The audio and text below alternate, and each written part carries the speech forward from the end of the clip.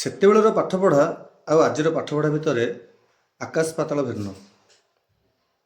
ଛୁଟି ଦିନ ତ ଛୁଟି ଦିନ, ପଢ଼ା ଦିନ ହେଲେ ବି ଆଜିକାଲି ସବୁଦିନ ପାଠପଢ଼ା ଆଉ ସବୁଦିନ ଛୁଟି। ହେଲେ ସେତେବେଳେ 5 ବର୍ଷରୁ ପିଲାମାନେ ଗୁରୁ ଆଶ୍ରମକୁ ଆସୁଥିଲେ ପାଠ ପଢ଼ିବା ପାଇଁ। ପାଠପଢ଼ା ସମ୍ପୂର୍ଣ୍ଣ ଶେଷ କରି ନିଜ ଘରକୁ ଫେରୁଥିଲେ।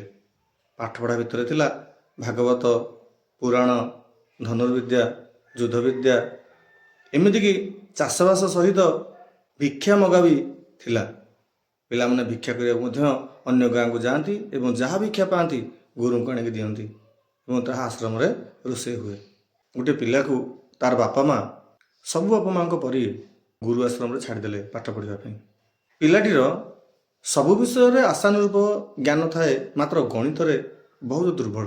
ଗୁରୁଜୀ ତାକୁ ଥରକୁ 2 ଥର, 2 ଥରରୁ 3 ଥର, 3 ଥରରୁ 4 ଥର, 5 ଥର ଏମିତି ବୁଝାନ୍ତି, ମାତ୍ର ସେ ବୁଝିପାରେନି। ଗୁରୁ ମଧ୍ୟ ମାଡ଼ ବି ଦିଅନ୍ତି। ଦିନକର କଥା, ପିଲାଟିକୁ ଗୁରୁଜୀ 5ରୁ 7 ଥର ବୁଝିବା ପରେ ବି ସେ ଗୋଟିଏ ପାଠ, ଗଣିତ ପାଠ ବୁଝିପାରୁନଥାଏ। ଗୁରୁ ସେଦିନ ତାକୁ ବହୁତ ଜୋରେ ବାଡ଼େଇଲେ। ପିଲାଟିକୁ ବହୁତ ଜୋରେ କଷ୍ଟ ହେଲା, ଆଉ ଏତେ କଷ୍ଟ ହେଲା ଯେ ସେ ରାତିରେ ଖାଇପାରିଲାନି କି ଶୋଇ ବି ପାରିଲାନି। ନିଷ୍ପତ୍ତି ନେଲା ଆଉ ପାଠ ପଢ଼ିବିନି। ତେଣୁ ରାତାରାତି ସେ ଜଙ୍ଗଲ ଭିତରେ ଏକୁଟିଆ ଆଶ୍ରମ ଛାଡ଼ି ପଳେଇଲା। ଚାଲି ଚାଲି ଚାଲି ଚାଲି ପାହାନ୍ତା ସମୟ ହେଇଛି। ଗୋଟେ ଗାଁରେ 2-4 ଘର ରହନ୍ତି। ସେଠି ଗୋଟେ କୂଅଟେ ଥିଲା। କୂଅ ମୂଳରେ ଲଥ୍ କିନି ବସି ପଡ଼ିଲା ଏବଂ ଟିକିଏ ବିଶ୍ରାମ ନେଇଛି କି ନାହିଁ ପାହାନ୍ତା ହେଇଯାଇଥିଲା। ତ ମା' ମାନେ ପାଣି ନେବା ପାଇଁ ଆସିଲେ। ପିଲାଟିକୁ ବହୁତ ଜୋରେ ଶୋଷ ବି ହେଉଥିଲା।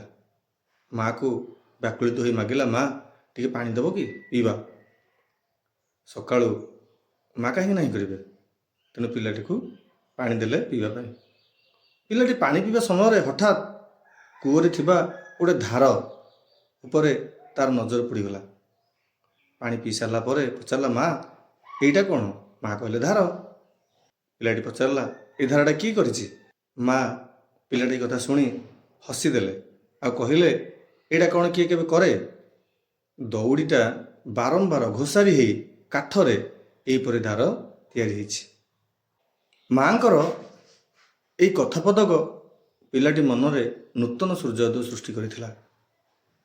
ଭାବିଲା, କାଠ ନିର୍ଜୀବ ଆଉ ଦଉଡ଼ି ବି ନିର୍ଜୀବ। ଯଦି ନିର୍ଜୀବକୁ ନିର୍ଜୀବ ଘଷି ହୋଇ ଧାର ତିଆରି ହେଇପାରୁଛି, ତ ମୁଁ କାହିଁକି ପାଠକୁ ପଢ଼ିକି, ଘୋଷିକି, ମନେ ରଖିକି ଉତ୍ତର ଦେଇପାରିବିନି?